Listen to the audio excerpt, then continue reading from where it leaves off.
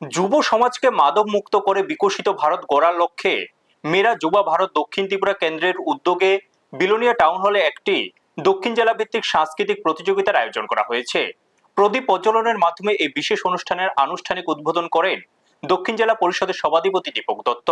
অনুষ্ঠানে আগত অতিথিরা যুব সমাজকে সামাজিক অবক্ষয় ও নেশার হাত থেকে মুক্ত রাখতে এবং একটি সুস্থ সমাজ গঠনে একযোগে কাজ করার আহ্বান জানান। 15 থেকে 29 বছর বয়সী যুবক যুবতীদের নিয়ে আয়োজিত এই প্রতিযোগিতায় দক্ষিণ জেলার বিভিন্ন স্কুল, কলেজ ও সামাজিক সংগঠনের 250 জনেরও বেশি প্রতিযোগী অংশ নেন। এই আয়োজনে লোকসঙ্গীত, লোকনৃত্য, নেশা বিরোধী বক্তৃতা, নাটিকা, অঙ্কন, শর্ট ফিল্ম, স্বরচিত কবিতা পাঠ এবং নেশা বিরোধী স্লোগান এই 8টি ভিন্ন বিভাগে প্রতিযোগিতা অনুষ্ঠিত হয়।